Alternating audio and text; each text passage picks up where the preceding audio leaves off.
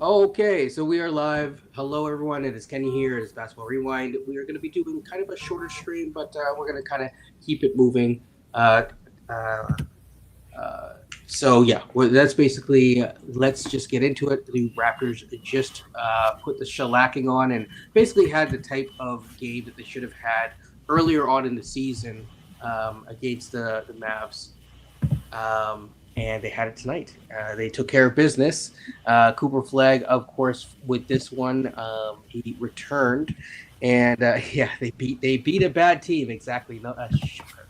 But yeah, no. I will also just add your man that you wanted.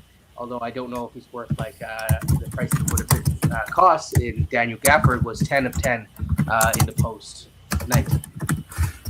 But yeah, the Raptors, just to kind of go through this and then we'll kind of get into the talking portion of it. The Raptors beat the Mavs 122-92. Not surprising since, I mean, the Mavericks are headed in the direction more so of a tank this year right now. But this was a game that ideally you would see the Raptors kind of push through and kind of get a little bit of a flow while their flow has been disrupted for this past week. And we should definitely talk about the past week. But really quickly, first quarter, 36-29. Next quarter, they really clamped down on the defense, or was it really just that the Mavs stopped being able to, execute, or was it a combination of both? The Mavs only had 15 points in that quarter at 21. So the Raptors were not like scoring like whatever out of the ball, but the Mavs just they got stuck in the mud. Then you had 31-22 and 34-26, and that was game. Of course, just to go through the overall rebounding and some of the charts of the game really quickly, the Raptors were out rebounded by the Mavs 47-42, but it was close-ish enough. They had 39 assists. And then really it was, the turnovers. The Mavs were just sloppy with the ball. And to me, watching the game, the parts that I really tuned in, because, I mean, again, when the Mavericks are shooting 16% and the Raptors are shooting sub 30, it's not really the most fun and entertaining game. But I will say this, and the Mavs shot like 40% from the field. It's one of those things where the Mavericks were just sloppy throughout the whole game. Mavericks fan here, beyond. Sorry about that long intro. Tell me, what were your thoughts of the game? And then we'll go to coach. Honestly, I mean, it looked like, I'll just go quickly on Maverick's point. I think Cooper is getting his feet wet, and he's been picking his spots. But I definitely saw the first time this season really saw frustration from him with the team, which was interesting. Overall, we'll see what they do in the offseason. They will be aggressive, but there's pieces there you can see where you can have a real legitimate team next season, where they could be a much more competitive team. And I said it before, he's going to be a guy who's going to be like a 23-point per game scorer pretty soon. No doubt. 24-point per game scorer. He's got all the skills, and he definitely has a way about him where he has an air about him that guys I think will follow his lead. On the other side of the Raptors, I think the word I will use is disinterested. I mean, Ingram, he didn't even want to be out there. I just looked quickly because his attitude and body language. I don't want to be able to body language, but sometimes with some guys, it's very noticeable. He was 4 for 12 for the game. He was just going through the motions of me for the most part today. And Scotty was shooting 6 for 12. And, RJ was getting the average up tonight, so he got 31 in there, so it's good for him. But overall, I guess it was interesting how he deployed the bench. I'll put it that way, Darvin. I guess to get Grady's confidence going, he put him in Dallas, who was pretty much looking to be a lottery team. So. Coach, I can just hear you typing that. That's all I'll say. Oh, my bad. Yeah, no. Yeah, it sounds like a serious email. He's doing the typewriter Kermit. Yeah, just like that. But that's my thing with Toronto. I mean, like Coach's angry letter about this game.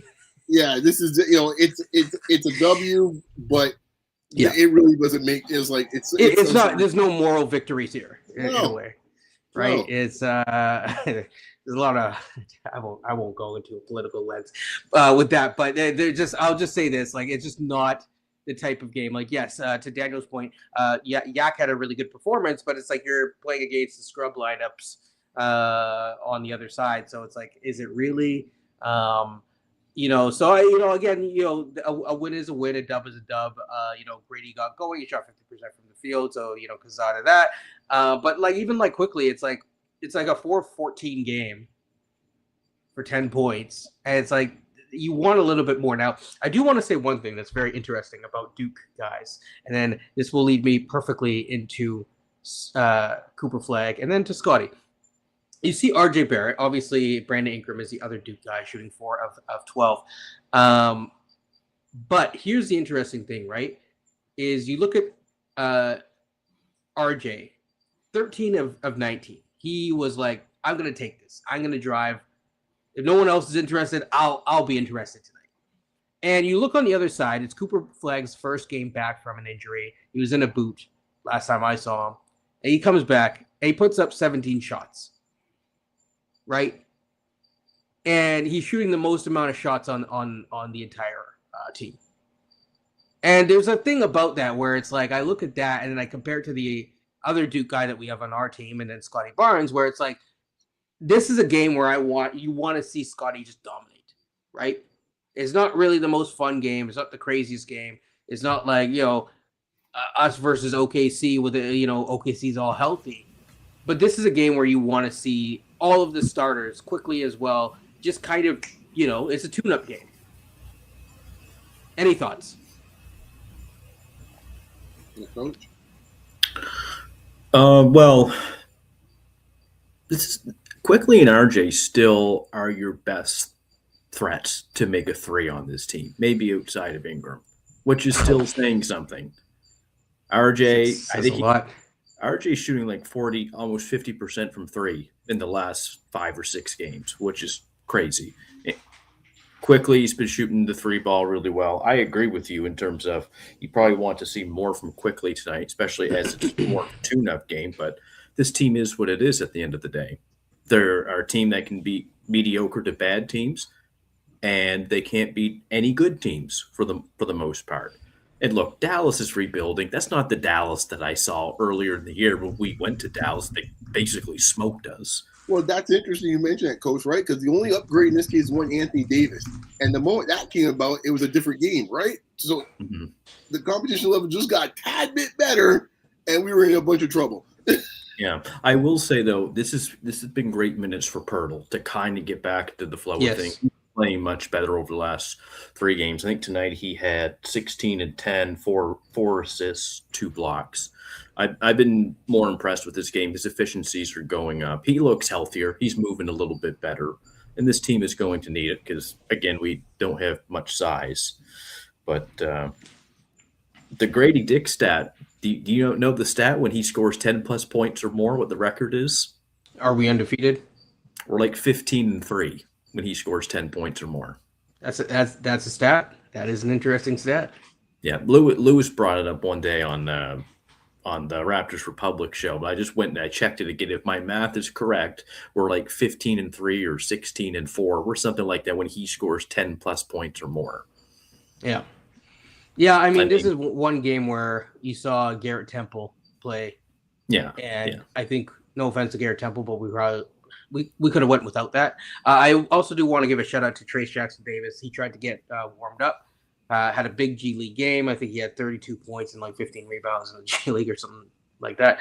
But he ended up hurting his hand in warm-ups, if I'm not mistaken, so he was unable to go. CMB was not also able to go, so it was a tough.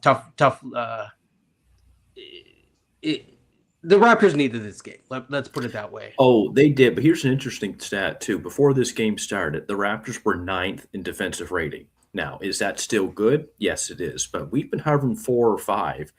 So the last few games, the defense has really gone down. And I think a little bit is, yes, Scotty's a little bit banged up, but we're missing CMB out there. You're missing his defense. Yeah, because as Pirtle comes back, and then you have CMB out there. I mean, we're going to see against the next opponent. I'm going to actually bring that up right now. But the next opponent that we play moving forward, we're going to get back to some serious teams soon. No offense to the to the Mavs, but I mean No, the Mavs were just a stop. Now Yeah. Will said that they could beat the Rockets. I'm curious your guys' thoughts real quick, and I will Who? be right back. Us? Yeah, can we beat?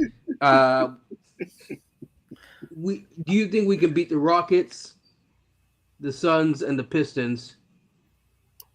If we get The one of Pelicans them, are also like they're trying now. Interestingly, but yeah. They're frisky. Anyways, I'll be right back, but I'll let you guys answer Yeah. that. what do you think, Beyond? Against the Rockets.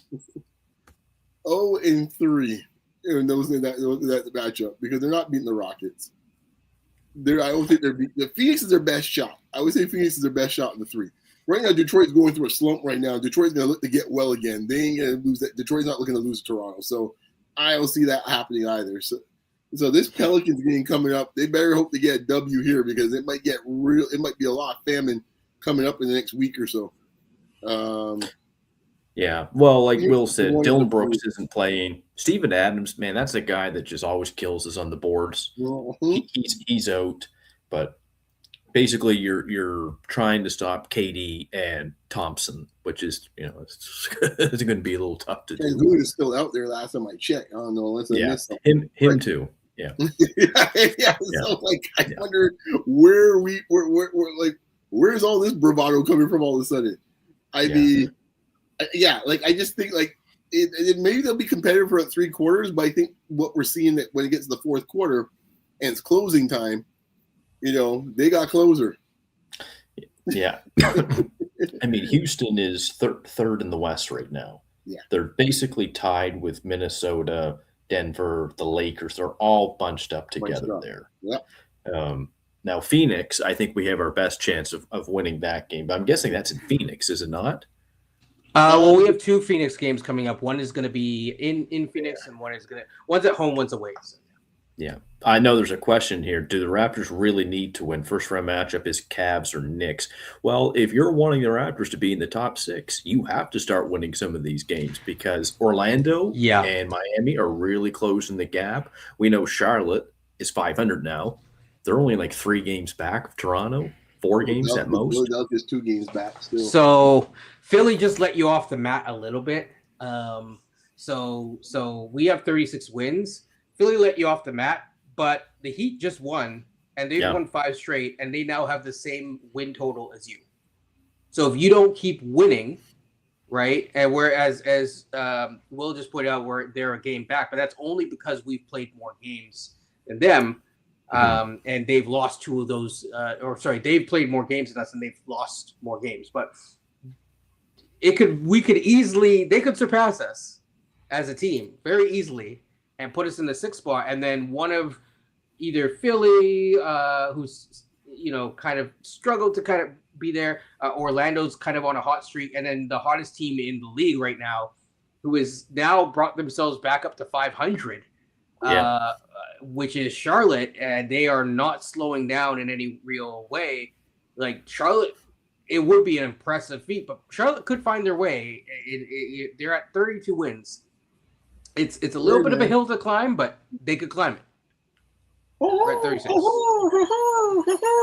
Yeah, exactly. 6 straight, my friend. Don't forget about them. Atlanta saying that is true. That is true. You know what? Welcome to Atlanta. Right. You would say, what's the deal? You're right. It's 34, 34, 33, 32. That's what's behind you. So Beyond, you said something about a month ago. We were talking about Kuminga and RJ, and you said, you know what? I think I'd rather take Kuminga. Now let's remind people he was sitting on the bench, not playing at all, and you don't really know what you were going to get from Kuminga. But since the trade, he has looked like the Kuminga that you envisioned. I think or most of us envisioned that he would be: athletic, twitchy, strong. Just he's looking more and more like a very athletic Paul George. Yep. Because I think to your point, this is the thing. Sometimes it's almost like a Jenga puzzle. Sometimes it takes one player to put everybody in the right slots, right? And Kuminga might be that guy for Atlanta, where it's like, okay, Jalen Johnson's fantastic, but is he really a first option probably, or that mentality? Not likely. Then we already know in this case here with Richer, probably not going to be the case. Well, now you got a guy like Kuminga who has no problem wanting to be the dude, and now everyone kind of falls into probably what their natural comfort zone is, and lo and behold, and I think sometimes it just takes for that guy to get in the right spot and for that team to have the right slot for him to be in the right spot. We'll see where it goes long term, but a lot of this doesn't surprise me when it comes to Kuminga, what's going on in Atlanta. Yeah. Daniel, you have the 48th pick on here. Is that our second you're referring to? Because I didn't think we had a second round pick this year. I thought we traded. No, we do. We traded the Lakers pick. So we could. Yeah, but we didn't. We don't have our own though. No, we do. We do. I checked the other day. I don't know when we got it back, but we How did we have? I thought it was gone in the Ingram deal.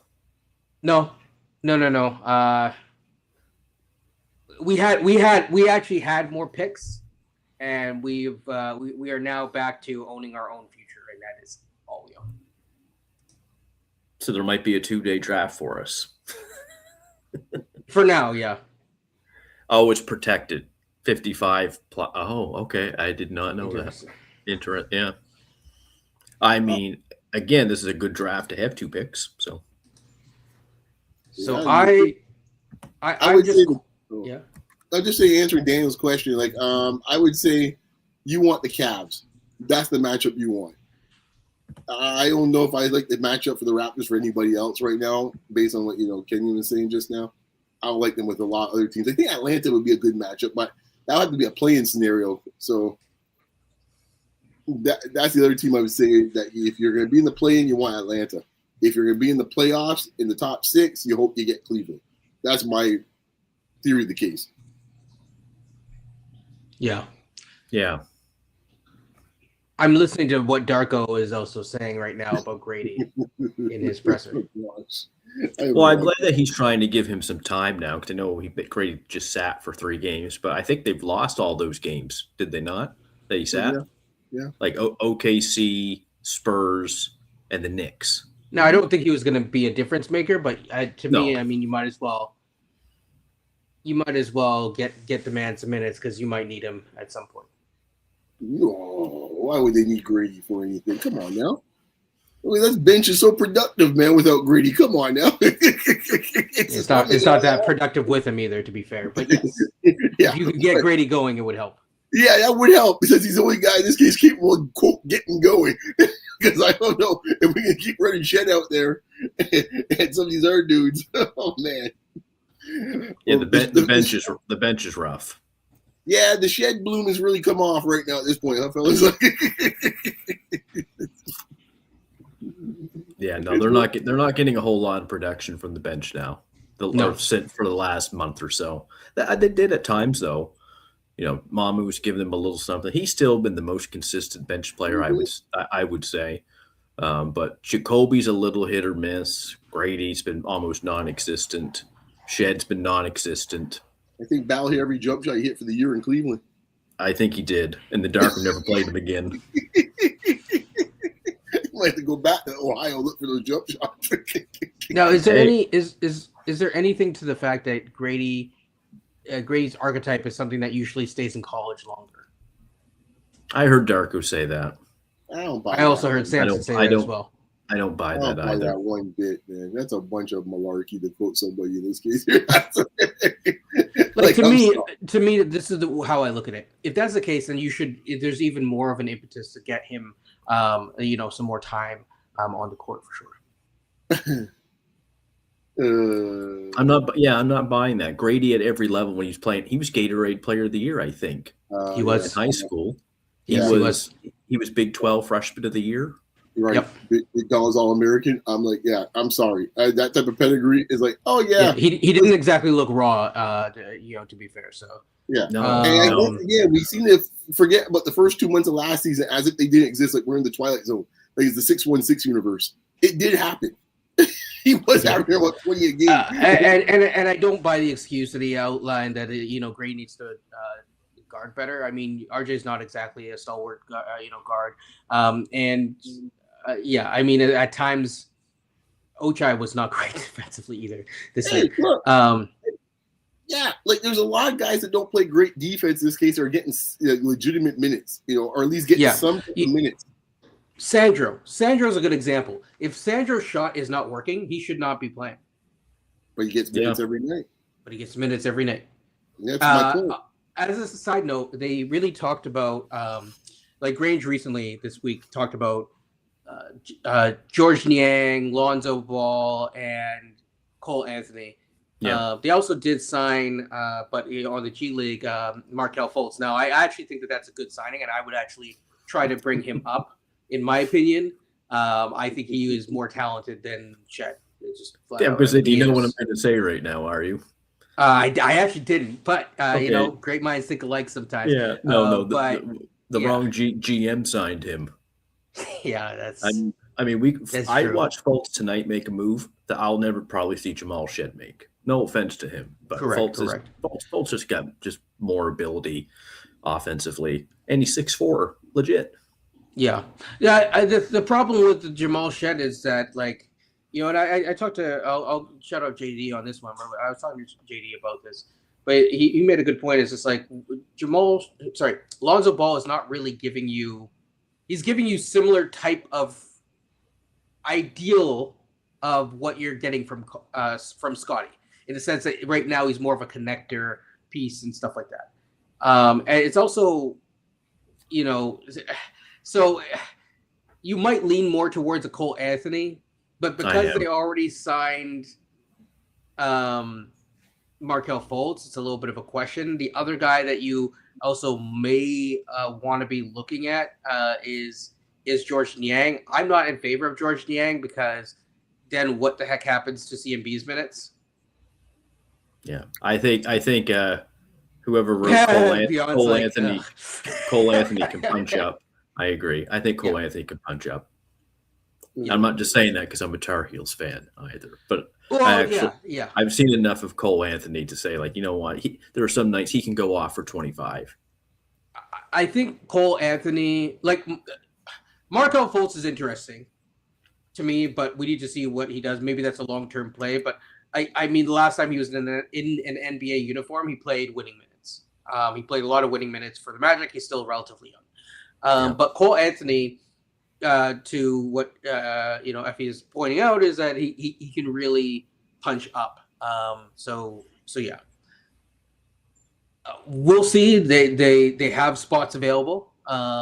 There's a world where they might be able to bring both up, or waive a guy, or I don't know. So we'll see. But between the two, is there one that you prefer? I mean, like Fultz can definitely defend, and I think Fultz from a distributing the ball standpoint would do a lot of what Darko would want.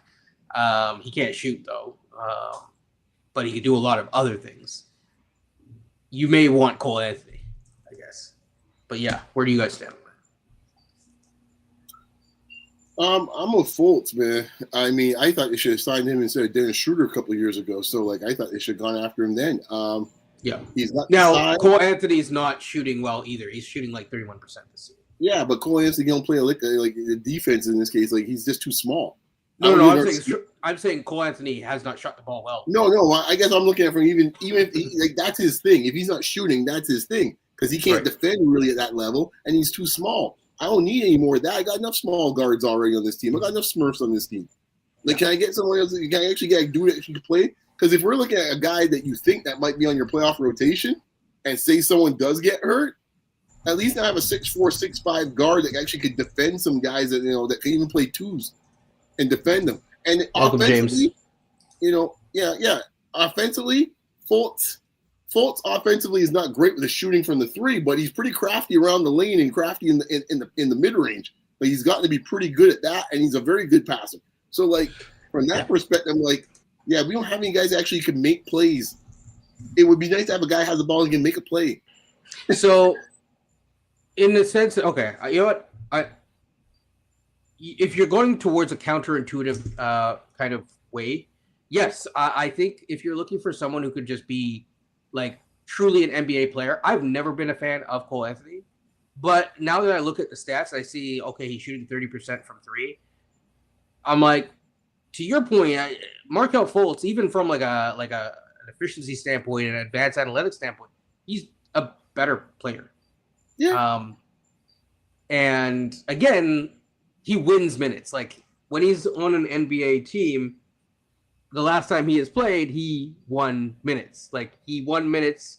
We're gonna ignore Sacramento because it's Sacramento, and that's just unfair. But on those matches, that's where development goes to die. Sorry, continue. He had some good minutes in Sacramento too. Some nights I watched him there. He played pretty well for Sacramento. He played like 21 games for Sacramento, so that's why I'm like, it's just hard to really have a gauge. No, but he wasn't bad at times in Sacramento, to your point. But the thing is with him, it's like, okay, if you're going to play him, like, he's got the ability to actually make things happen and actually kind of get in the lane and cause some havoc, which is another thing we don't have on this team. No one can get. He's also a bigger guard, which is nice. Yeah. He's a natural guard, too, which we don't have on this team either. I mean, Shed is to some extent, but Shed's so small, Shed really can't create like that. Yeah. But either way, I mean, it's like we're scraping the bottom of the barrel right now in terms of what we're looking at, what we can get. So let's see if we actually have some highlights. If I knew I could get 15 minutes of Lonzo, I would love to have him on the team because the offense is so trash. Like the half court is so bad.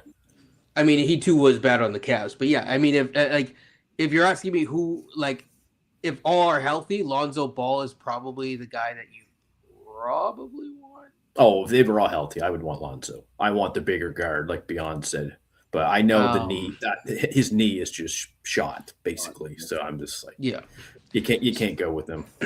So this is what the standings look like. As you see, the Cavs have actually pulled away from the Raptors and are very, very comfortably in fourth place. There's no chance of us probably being able to catch them. And it's funny because like people would be saying to me, like, well, why do you feel comfortable in saying that the other teams can catch the Raptors? It's about momentum right now.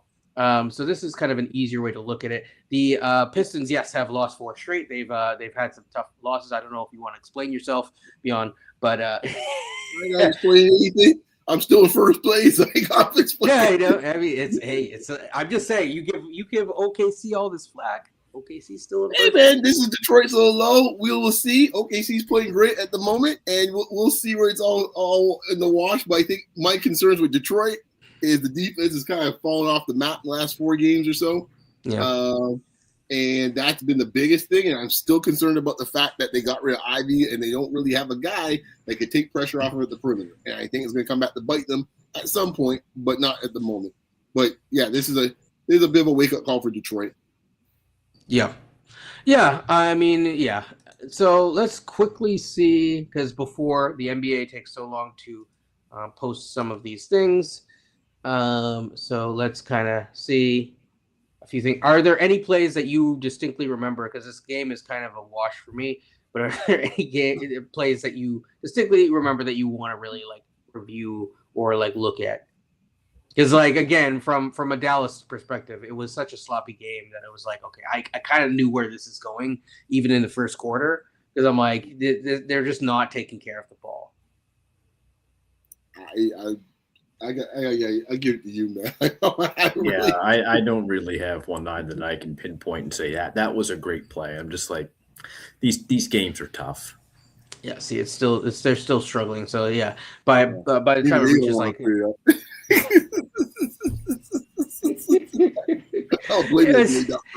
it's like, oh, okay. Do you want to see like more turnovers by like taking Dallas Mavericks teams? Like, no, not at one sequence they had 3 straight between 2 teams. There's 3 straight turnovers, man. It was like, in the first quarter, it was like, no. Just gonna get this conversation out of the way real quick. Effie made a point that Grady is not making his threes. So yeah. I mean, he's not. He's really not. Even today, he was 1 of 4. But I think you still have to get him going. And the fact is like when he's out there, he has to get more minutes, more consistency with his role. Whether it's if you're going to get 13 minutes, get 13 minutes. The problem is that Darko at times with not just him, but with other guys in the rotation, it's like if you're either in or out with Darko. And when you're out, it's like it's really tough to crack that rotation. And frankly, he's talking about Grady like a couple, almost like, in a couple years, he must watch Samson's podcast because Samson used that same line before. To your guys' point, I disagree with the whole notion that it takes a while for shooters, like how he said the other day that Grady has to learn how to be a professional, like the man's like some child. The man's making real money in the NBA and has done most of what you've asked, and so he has to be rewarded. Words, man. If I'm Grady, I'm looking for my agents. Like, yo, man, just trying to find me anywhere, man. I don't think Grady has the cachet to do that because I would say no. I'm not suggesting he's going to do it that way. You got to go through back channels and say, man, if there's an opportunity, that's what you do to get me out of here, man. Because when you start throwing around the professional word, them be fighting words. Those be fighting words. I agree. I think it's there's sometimes where Darko is a little bit loose with his words, I'll say. And I think you kind of have to be a little bit. You have to button that up. He likes to be a little bit fresh, so to speak, and you gotta. You're too comfortable, sir. I'll say this, man. I said it before. I'm gonna have to head out soon, but I'll throw this out to you guys before I go. Yeah. I keep on saying there's a story there that if any Raptors reporter wants to do it, if they actually have the gumption to do it, that there is something going on behind the scenes between Darko and the Grady camp. There's already a draft on Grange's desk. Don't worry, it'll be right when the trade happens. All of a sudden, or when Darko gets moved, you'll hear about it. No one does it better than Grange. It's like all the stuff now, man. My man tells all the tales out of school once everyone's left the building. Say, oh, now you're saying so? Oh, the days of Dave Feschuk I miss, man. Holy smokes. But I'll say this much. There is something going on there. And I said before, Darko responds to Grady very different than almost anybody else in this roster. A good example is like anytime he even like the other day, Grady had a good game. And what did he say about Grady? Oh, Grady has to leave some shots on the thing or some rebounds. He had a high rebounding game. He's got to leave some rebounds for Scotty. It's like, we're not talking about Scotty. We're talking about Grady. I found it interesting when he had a big game a month ago and Ingram said, he's been putting in the work and stuff like that. Almost like he's rebutting some straw person that he thinks is out there. I found it very interesting, Ingram's response to that day. It's like, I don't know. Just saying, strange things are going on behind the scenes. Yeah. I just leave this on the screen for a second and then we're moving it. Yeah, no, but Darko really has gone at Grady compared to some players. Like he would those words would never come out of his mouth about Scotty or CMP. He doesn't say Scotty came in as a raw player, blah blah blah. And it takes it usually takes like 8 years for those type of players to get going and figure out their offense. Yeah. I'm not trying to give Grady. I tried to cut Grady some slack about a month ago when everybody was hurt. Like Darko, give him some minutes to get his confidence back. But once all the guys came back, they started giving him no minutes. So, but mind you, Grady has to make the most of the minutes that he does get, though. Like it's hard for him to survive in the NBA. He's going to shoot 30% from three. I'm sorry, it's just not going to happen. And absolutely, and to be fair, going with the other guy, Jacoby shot 0 of 5. Yeah, Jacoby's defense has been better than Grady's, obviously, and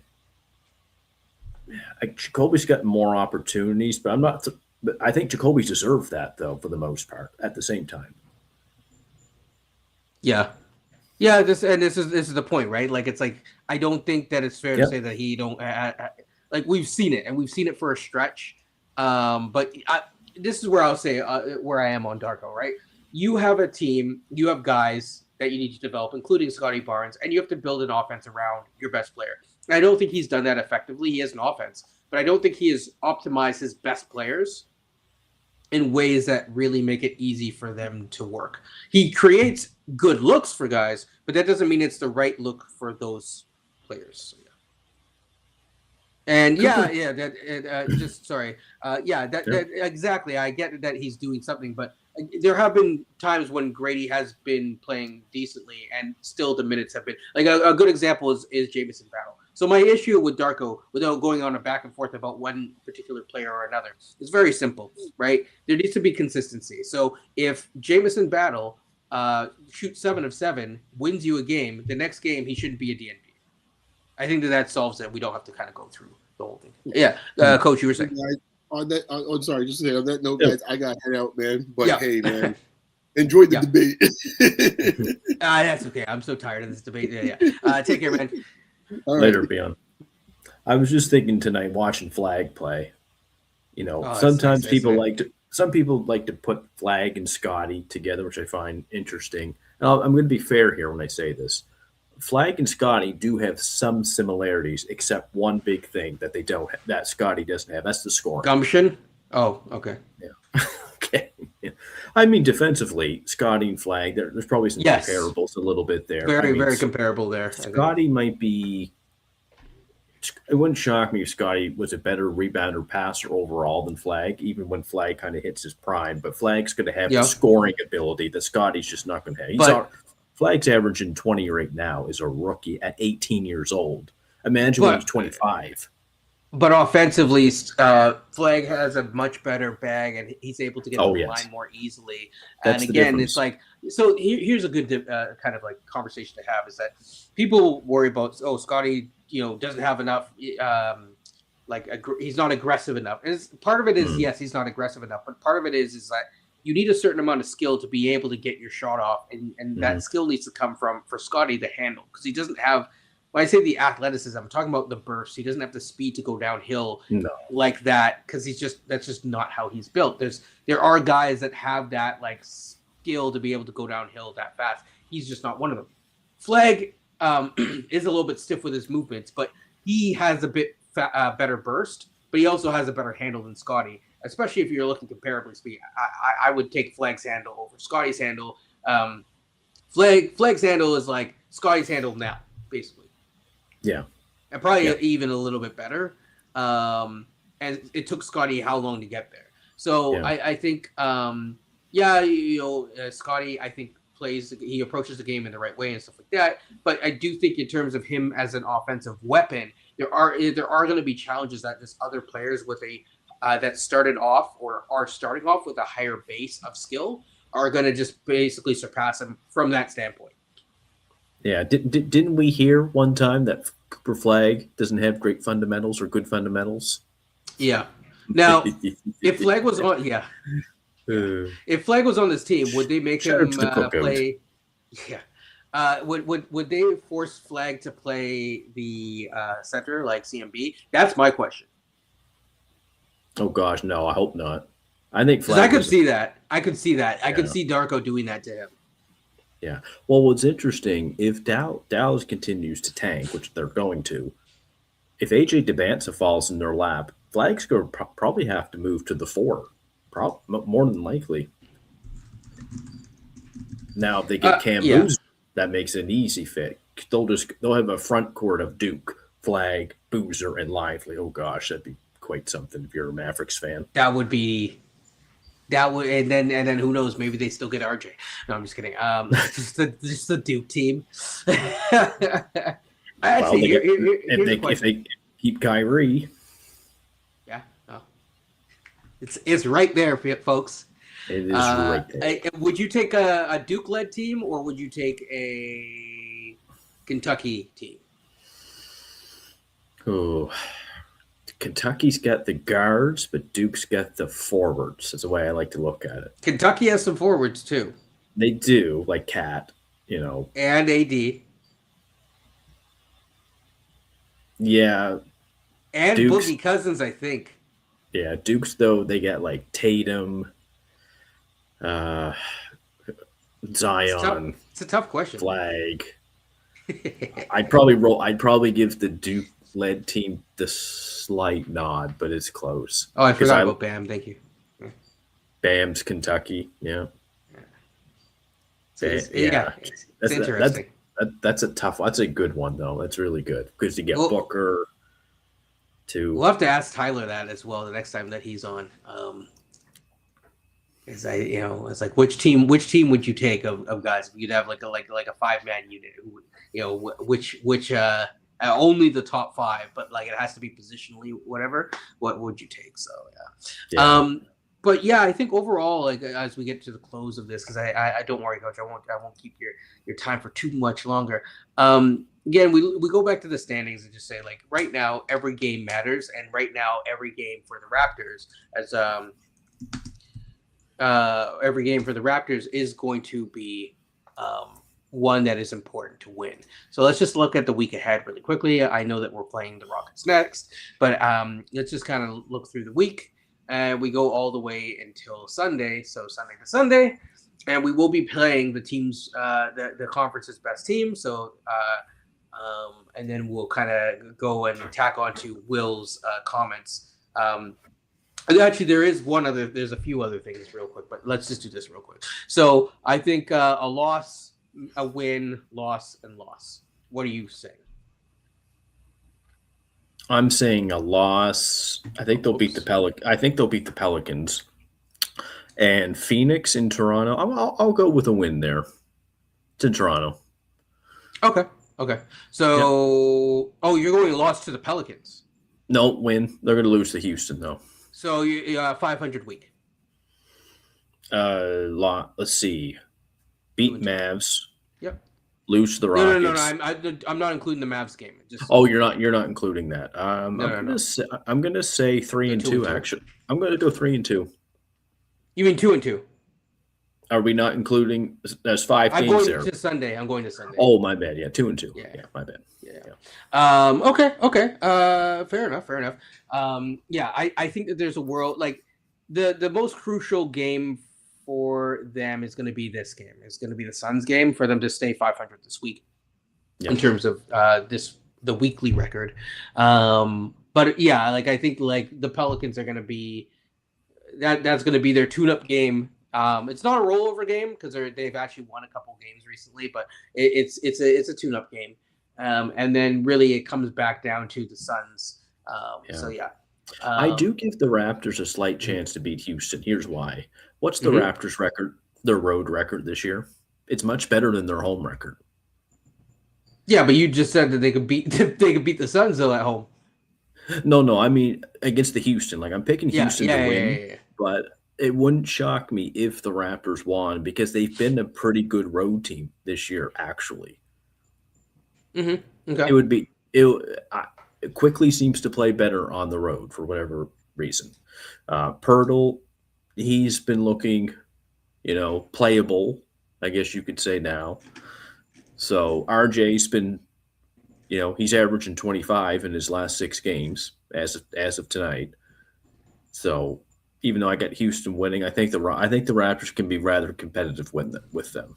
I don't think it's good. I don't think Houston's going to beat them by 15 or whatever. No. I mean, to be honest, like a lot of these games are losing in the fourth quarter.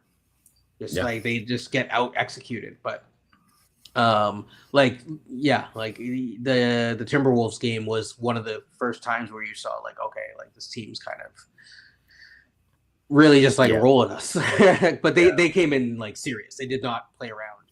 I actually think the most important games are going to be right here that week after, which is crazy. We're almost at the end of the season, but this week right here in April is in a very important week. Oh my goodness! You get those 2 back-to-back games against the Heat. Whether you're in the play-in or not might come down to that. Yes. You lose both to the Heat, you're probably in the play-in. It may be answered before then, depending on leading up to that, because you have the Magic.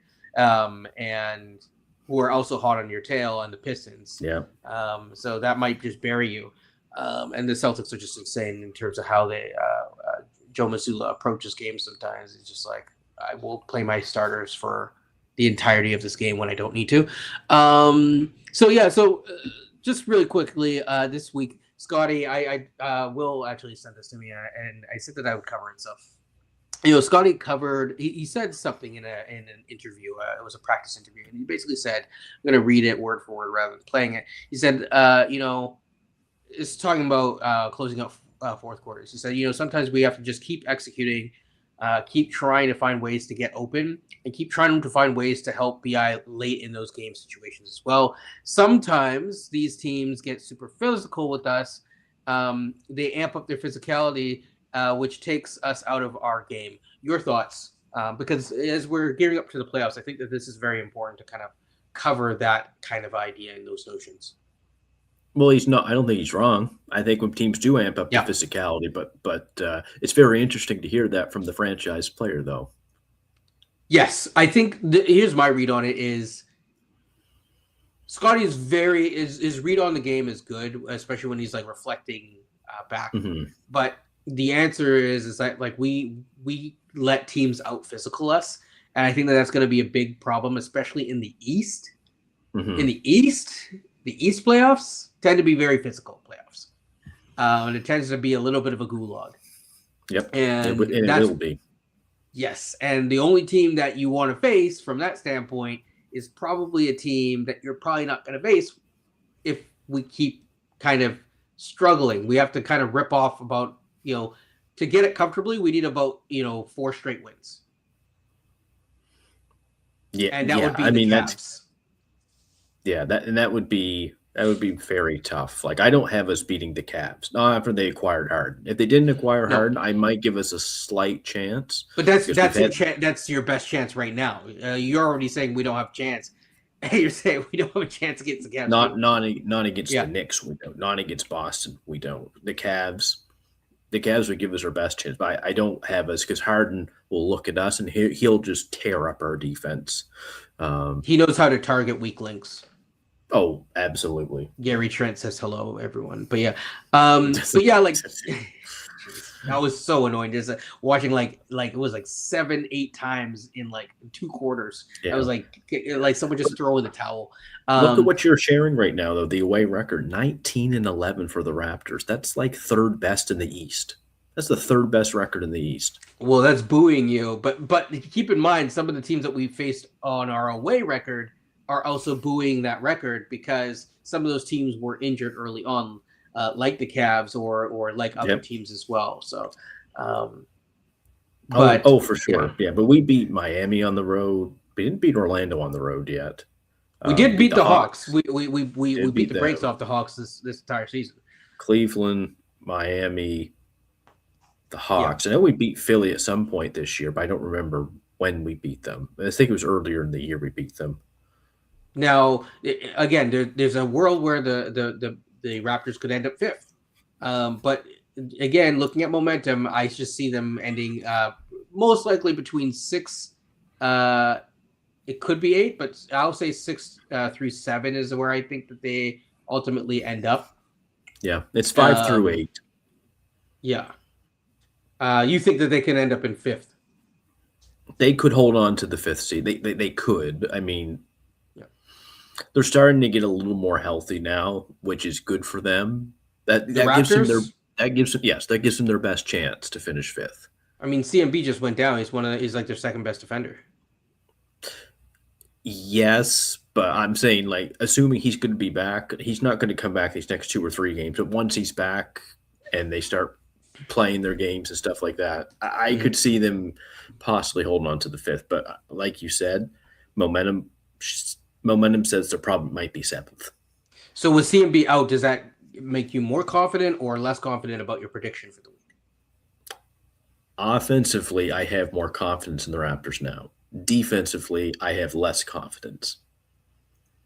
Well, I think the problem is right now is that our offense isn't great, but like the defense is what you've relied on. So But I think Pirtle helps them out more offensively just because of the screen setting, the size, the rolling. His efficiencies have gone up in the last 3 games. I mean, CMB, he can't do that aspect, but he can guard 1 through 5 though. That's what CMB can do. He's their point of attack defender right now on most nights. Yeah, no, certainly. But yeah, it's going to get interesting to see over these next couple of weeks where this team's at. Because, like you said, they could be an 8th. They could hold on to that 5th seed. Because they've been a top 4 or 5 team most of the year. Yeah, I mean, I doubt it's 8th. I say that somewhat facetiously, so people don't kill me. But yeah, Rockets are getting fried by the Spurs right now. Let's look at this game real quick. Let's see. So we'll have a motivated Kevin Durant next game. Nice. Let's see. Oh, whoops! Hit the wrong button. I'm looking at the Pacers versus the other thing. By the way, Coach, next week we need to start doing our playoff predictions because we usually do it earlier, and we're holy smokes 93 to 60. Okay, yeah, that game's done. Man, that's a rough one. Yeah, so you have a motivated Rockets team basically coming in too. You will now, yeah, for sure. Jabari Smith and KD is going to be. I mean, Scotty does all right guarding KD. I must say, it's okay. He does. He's going to have to guard him in that game. But KD's KD, so it's. I know. I will say the other thing too. Like Scotty did a decent job on Cooper Flag. I agree with you. All right, but I will point out to people he wasn't always on Cooper Flag. It was a little bit of Ingram as well, but also Cooper Flag's a rookie, so. Yeah. Cooper Flag will be okay, folks. Yeah. Oh, for sure. Man, you give that guy Cam Boozer or Caleb Wilson. Oh gosh. Dallas will be back soon. They had to rebuild the way that was shaping out. Yes. Real quick, just because we saw a lot of guards this weekend. How are you feeling about the guards in this draft? How are you feeling about our draft potentially as well? Well, if you're rooting for the team to make the play-in tournament now, momentum says that you might be liking what's going on right now. Obviously, you want the team to win, but if you're worried about the high-end talent that we don't have, then I understand that perspective for sure. Because we don't have enough talent to compete with the top four. We're like 4-15 or whatever, 4-16 against teams better than us. I mean, that's not going to do it. But, if we were around 18 to 20, I think that's where we're going to be in the draft. You're still going to get a pretty good player. Our guy Bennett Sturts, who we covered, he's getting some notoriety. Like teams are starting to like him, that they like the shot making, which, we could use it. I'm not saying so much him, but we could use that skill set. We don't have enough of it. Yeah, so this is the difference between I think a good draft and like a quote unquote reportedly bad draft. Jacoby's draft is an example of a bad draft where what you're picking for is a high floor player, right? You don't necessarily need a player or want a player. In that, like you can pick the high ceiling player. So like Jacoby was kind of a high ceiling player, but then you're gonna like in a draft that's good, you kind of want the opposite. You want a draft where you want to draft someone who is a high ceiling player in a draft because they usually come in with higher ceilings, and so I think that's kind of the approach this year. Is that it should be, you shoot for the stars. But in previous years, like the Jacoby year, for example, it was one guy away. If they had Tristan da Silva, he'd be a very interesting guy and piece on our current squad for sure. Well, who else would be an interesting piece? And we passed on him, and he's playing really well, and he's Canadian. Yes, yeah. We knew he was on the list. He was on the list. Reportedly on the list. Was it the Jacoby draft or was it the Grady draft? It was the Jacoby draft. If you're talking about Kaishan George, I am. Yes. Yeah, that was the same draft. He was on there because that was also Jalen Tyson was also on there and stuff like that too. Yep, I like Tyson a little bit. George. Once I saw George could get to his spots, and now the shot making has just gone way up now. Like, we could really use a 6'8" wing on this team. I'm sorry, we just could. Yes. Yeah. Yes, I agree. I think we've covered it all, folks. Would you rather take the Hornets or Raptors going forward? Right, sorry, I missed that. If I'm looking at young talent, controllable talent, I'm taking the Hornets. Yes. So I'll just answer the other thing first. I think CMB, yes, to their credit, is a home run pick. I think CMB was a good pick. He very high floor. I think people need to be mindful that the ceiling might be limited because until he could show a lot more offensively because of the size. That's just really my main concern. But if he can turn into I think his highest upside is Paul Millsap, which is high praise for those of you who know Paul Millsap. Yep. He was Yep. an All-Star, I think, once. And he was never an All-NBA player, but he was like very close to All Defense. I think he was All Defense.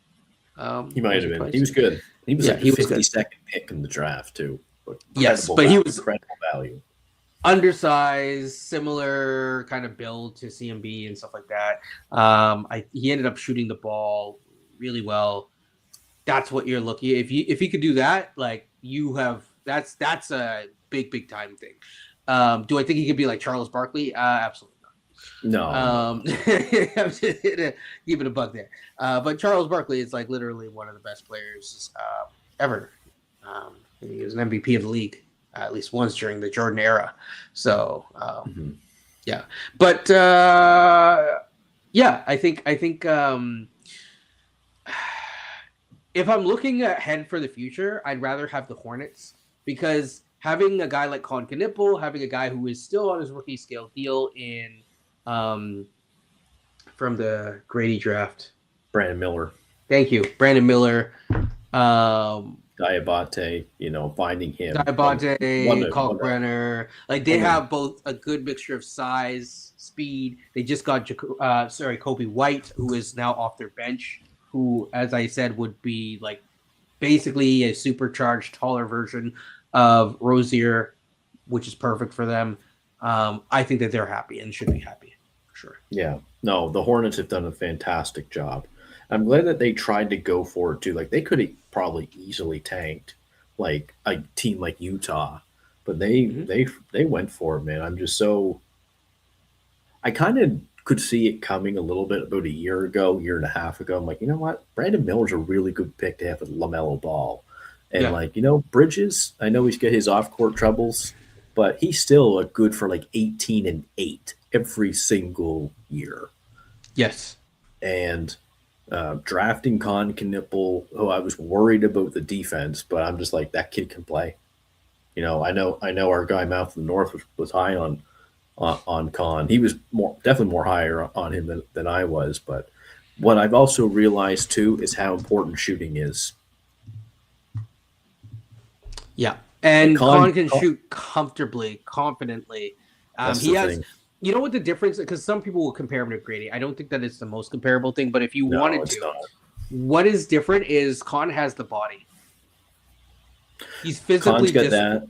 Yeah, he's got the body. Bigger, stronger. He's got the release. Like Grady's still he's slinging his shot again. I just,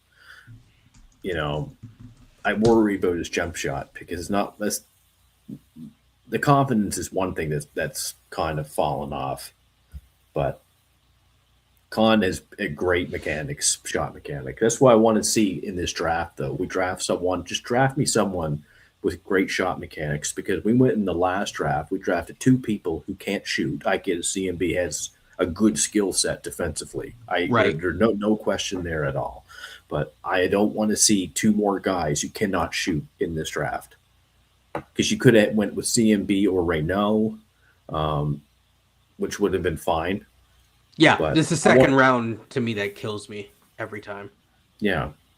I want two guys who can at least I can somewhat rely on shooting the basketball. Doesn't matter if they're a guard, a forward, or a big. I don't care at this point. I want some shot making. Final question is about the Rookie of the Year. To me, Con has a chance. Yes, he's my Rookie of the Year right now. Okay. Mogbo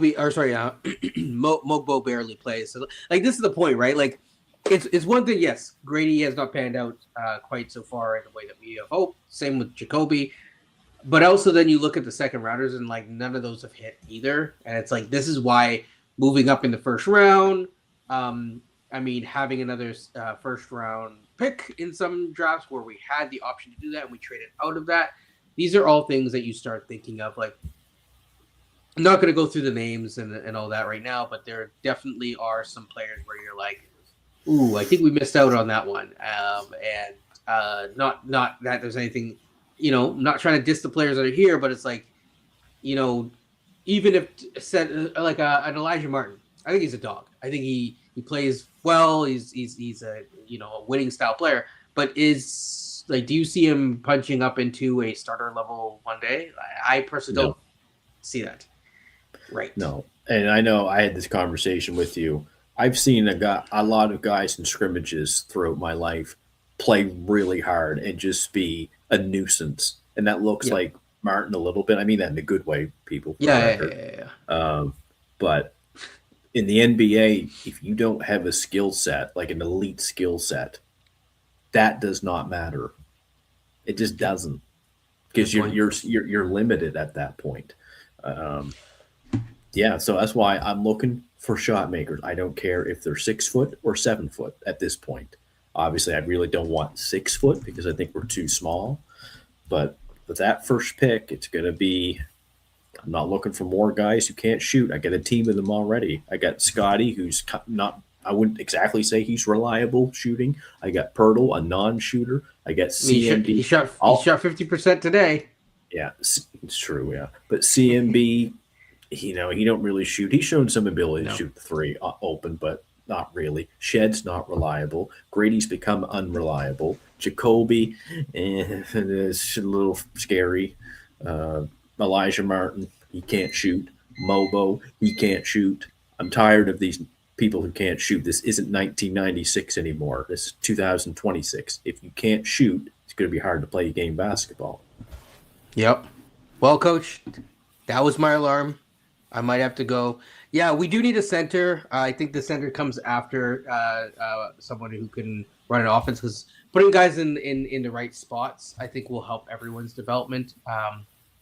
So I think that there's easier ways to trade for a center than it is to find the right shot creator. Never thought I'd say that, even in a guard heavy league, but you might end up overpaying for it. Or you might take a gamble on someone. Like, I wouldn't mind taking a gamble on like a Jalen Green, for example. It'd be an interesting gamble, but I'm probably in the minority there. But like, you need someone who has irrational confidence who can punch up, basically. So and you have to trade. You have to get. I know everyone's focused on Ingram. Ingram is not really the main issue here. No. To me, I think you need to find a way to punch up offensively and go from there. But yeah, this team has 20 wins if you don't have Ingram on the team. Yeah, folks, it's been fun. Coach, been fun with you as well. I think that this has been a pod because it has been like an hour we've been on here. Folks, thank you for tuning in. Like, comment, and subscribe if you are not already subscribed. I really appreciate it. I got to get to a few things, including eating, which is healthy and important. just a bit. Just a bit. I will talk to you all later. Take care, people, and peace.